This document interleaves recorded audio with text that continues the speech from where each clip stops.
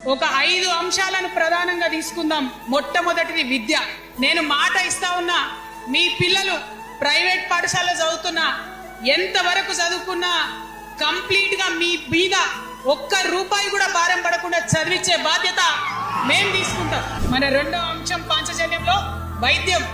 ఏ రోగమన్నా రాని, ఎంత పెద్ద హాస్పిటల్ అన్నా గాని, మన తెలంగాణలో మన జబ్బు ఎక్కడ తగ్గుతుందో అక్కడ మీ జేబులకెళ్ళి ఒక్క రూపాయి ఖర్చు కాకుండా ఉచిత వైద్యం అందించే బాధ్యత మేము తీసుకుంటా ఉన్నాం. మూడవది వ్యవసాయం. మన ప్రభుత్వం రాబోతా ఉంది. ఆ ప్రభుత్వంలో రైతే రాజు అనేటటువంటి నినాదాన్ని నిజం చేస్తాం.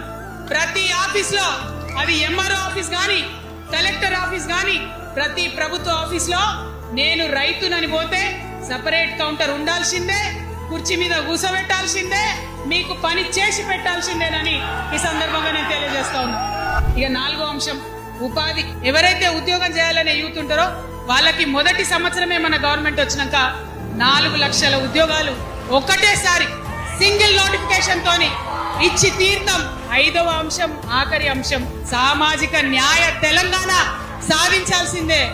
మన ఎస్సీ మిత్రులకు, ఎస్టీ మిత్రులకు, అగ్రవర్ణాల్లో ఉన్నటువంటి పేదవారికి, బీసీలకు అందరికీ న్యాయం జరగాలి. మా మైనారిటీ సోదరులు, మా ముస్లిమ్స్ కావచ్చు, క్రిస్టియన్స్ కావచ్చు, సిక్కులు కావచ్చు, అందరికీ కూడా న్యాయం జరగాలి.